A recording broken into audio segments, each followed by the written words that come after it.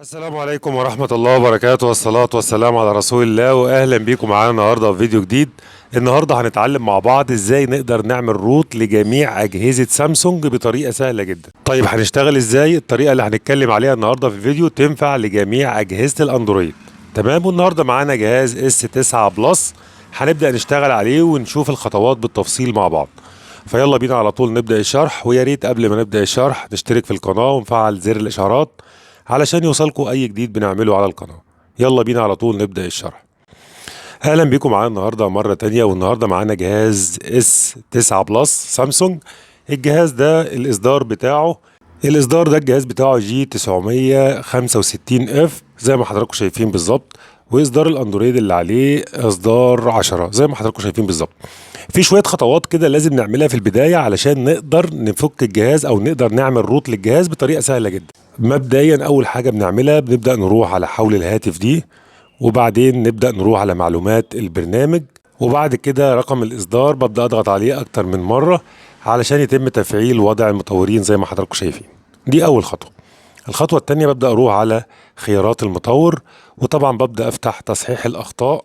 اول حاجة بعملها ببدأ افتح تصحيح الاخطاء زي ما حضراتكم شايفين، وطبعا بفتح رمز الاو اي ام. طبعا بعد ما اعمل تصحيح اخطاء للجهاز زي ما حضراتكم شايفين، طبعا بكون معلم على كلمة فتح قفل المصنع الاصلي للجهاز زي ما حضراتكم شايفين بالظبط. طيب لو مش ظاهرة عندي الكلمة دي، كل اللي بعمله هنا ببدأ اروح على خانة البحث اللي فوق خالص دي، وابدأ اكتب الوقت والتاريخ. الوقت يعني بنروح للوقت والتاريخ، ونأخر الوقت والتاريخ سنة، يعني بنرجع التاريخ والوقت سنة لورا. تمام. يبقى انا كده انتهيت من الجهاز بتاعي، وكده فعلت خيارات المطور، وبعد كده ازلت قفل المصنع الخاص بالجهاز زي ما حضراتكم شايفين. الخطوة اللي بعد كده هنلاقي التطبيق ده انا سايبه لك في الرابط تحت الفيديو، هتحمله وتثبته زي اي تطبيق بدون اي مشاكل. تمام. يبقى نركز هنا جدا. التطبيق ده يا رب يكون واضح في الصورة. التطبيق ده هكون سايبه لك في الوصف، هتحمله وتثبته زي اي تطبيق، مفيش اي مشكلة، زي الفيس زي اي حاجة. تمام. وبعد كده ايه اللي هعمله؟ نركز بقى في الخطوة اللي جاية دي، لان الخطوة اللي جاية دي مهمة جدا جدا. انا همسك الموبايل بتاعي زي ما حضراتكم شايفين، وابدأ اروح على الاعدادات، واروح على حول الهاتف، وبعد كده هروح على معلومات البرنامج، وابص على حاجة حلوة جدا ومهمة جدا: اصدار النطاق الاساسي. اصدار النطاق الاساسي ده فيه موديل الجهاز وشوية ارقام كده وحماية الجهاز وكلام كتير جدا.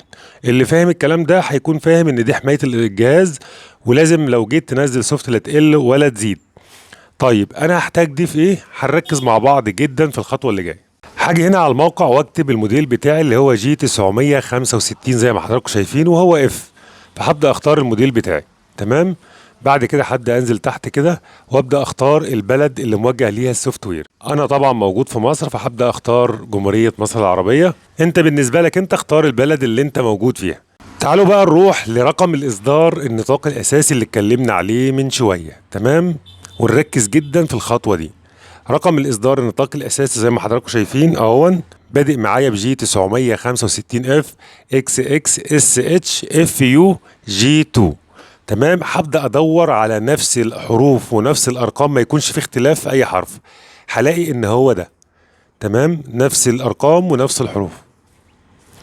طيب هعمل ايه؟ هستنى لما البقرة دي تخلص معايا تحميل زي ما حضراتكم شايفين كده. هنا الموقع بيقول لي داونلود من خلال المتصفح، بضغط هنا داونلود ويبدأ يكمل معايا تحميل السوفت وير بنفس الاصدار اللي موجود على الجهاز زي ما حضراتكم شايفين بالظبط. ببدأ استنى لما ينتهي معايا من التحميل. انا طبعا محمل السوفت وير قبل كده. تمام. هنبدأ نروح على طول على سطح المكتب علشان نشوف الخطوة اللي بعد كده. انا هنا بوصل الجهاز بتاعي على الكمبيوتر باليو اس بي زي ما حضراتكم شايفين كده. انا موصل الجهاز بتاعي على الكمبيوتر.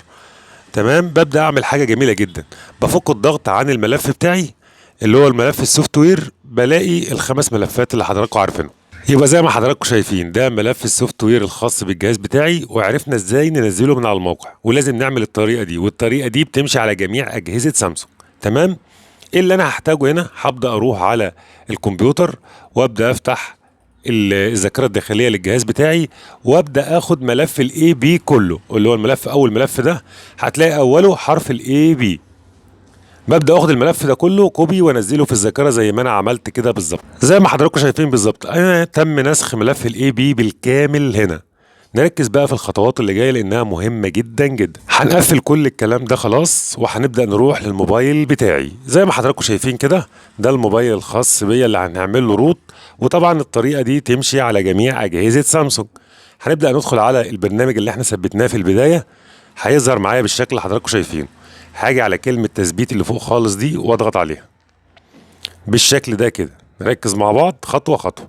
هلاقي كلمه اسمها التالي فوق خالص، هضغط عليها بالشكل ده. هلاقي هنا بيقول لي حدد وعدل ملفا، يعني حدد ملف وعدل عليه. هبدا اضغط هنا، هيبدا يفتح لي الذاكره الخاصه بالجهاز. هبدا اروح على الملفات بتاعتي علشان اروح لملف الاي بي اللي انا اخترته من شويه او نزلته على ذاكره الجهاز من شويه. هنزل تحت هلاقي ملف الاي بي زي ما حضراتكم شايفين اهون. هبدا احدده كده واضغط تم. زي ما حضراتكم شايفين هلاقي كلمه اسمها هيا بنا، يا رب تكون واضحه. هضغط عليها، هيبدأ هنا يعدل لي ملف الاي بي الخاص بالجهاز علشان اقدر اثبته على الجهاز تاني زي ما هنشوف مع بعض في الفيديو. هنستنى شوية لما ينتهي من عملية تحويل الملف لملف معدل علشان بعد كده اقدر اعمل روت بضغطة واحدة بإذن الله. يعني الموضوع سهل جدا جدا، مفيش اي اختلاف ولا في اي مشكلة. هنبدأ نستنى شوية كده لما ينتهي ونرجع لكم تاني. زي ما حضراتكم شايفين كده بالظبط هنا تم تعديل ملف الاي بي علشان يكون جاهز ان احنا ننزله على الجهاز بتاعنا، وفي نفس الوقت هيقوم بعمل روت للجهاز. طيب هو هنا اداك مسار الملف اللي هو عدله. طيب هنجيبه ازاي؟ تعالوا مع بعض نشوف هنجيبه ازاي. هنبدأ ندخل على ماي كمبيوتر وبعد كده ندخل على الجهاز بتاعنا لاننا موصلينه في اليو اس بي، وبعدها ندخل عليه كده. قال لك انا سايبه في الداونلود، ده الملف اللي تم التعديل عليه. هنبدأ ناخده كوبي، طبعا انا نزلته قبل كده على سطح المكتب اللي هو ده، تمام. هتنزله بسط في المكان ده، تمام. بعد كده هنروح على برنامج الاودين العادي خالص، وهسيب لك برضو الرابط بتاعه موجود تحت الفيديو. وهنا هنبدأ نروح على البوت لودر ونروح على السوفت وير بتاعنا. هختار البوت لودر في البوت لودر، البي ال في البي ال زي ما حضراتكم شايفين بالظبط. والاي بي نركز هنا جدا، الاي بي هنروح على الديسكتوب ونختار الملف اللي تم التعديل عليه زي ما حضراتكم شايفين. والسي بي هنروح على ملف السوفت وير بتاعنا، الفلاشه اللي احنا حملناها بتاعت السوفت وير ده ملف السي بي، هنختار السي بي. والسي اس سي هنختار السي اس سي زي ما حضراتكم شايفين بالظبط. يبقى انا اخترت البي ال في البي ال، والاي بي الملف اللي تم التعديل عليه، والسي بي هو هو، والسي اس سي هو هو، تمام. هبدا ادخل الجهاز بتاعي وضع الداونلود مود زي ما حضراتكم شايفين كده. ده الجهاز بتاعي، هبدا اقفله نهائي بالطريقه دي كده علشان ندخل الجهاز في وضع الداونلود.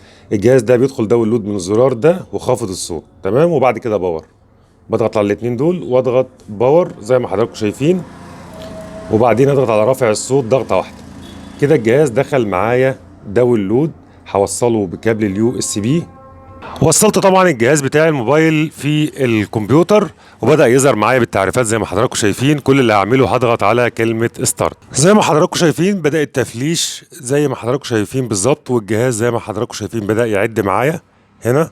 هنبدأ نستنى لما ينتهي من تثبيت الملفات بالملف المتعدل، ونبدأ نرجع لكم بعد انتهاء تثبيت الملف ونشوف ايه اللي حصل في الجهاز بالظبط. زي ما حضراتكم شايفين كده الجهاز خلص تنزيل الملفات معايا، والجهاز بدأ يفتح معانا بالشكل ده. هنبدأ ننتظر لما الجهاز يفتح معانا بشكل طبيعي، وبعدين نشوف ايه اللي حصل في الجهاز ولا في اي مشكلة، علشان لو في اي حاجة نقدر نحلها مع بعض. الطريقة دي لرابع مرة بقول بتنفع لجميع أجهزة سامسونج. امشي مع الخطوات بس بموديل الجهاز بتاعك، تمام. الطريقة هتشتغل معاك بدون اي مشاكل. الخطوات كلها بسيطة. بتفتح البوت لودر زي ما احنا اتعودنا اللي هي الاو اي ام طبعا، وبنفعل خيارات المطور، وبعد كده بنعمل الخطوات زي الفيديو بالظبط، والطريقة هتنجح معاك بدون اي مشاكل. نستنى لما الجهاز يفتح معانا ونرجع لكم على طول. فزي ما حضراتكم شايفين الجهاز هيفتح معايا بالمنظر ده بعد ما نزلنا السوفت وعملنا كل حاجة.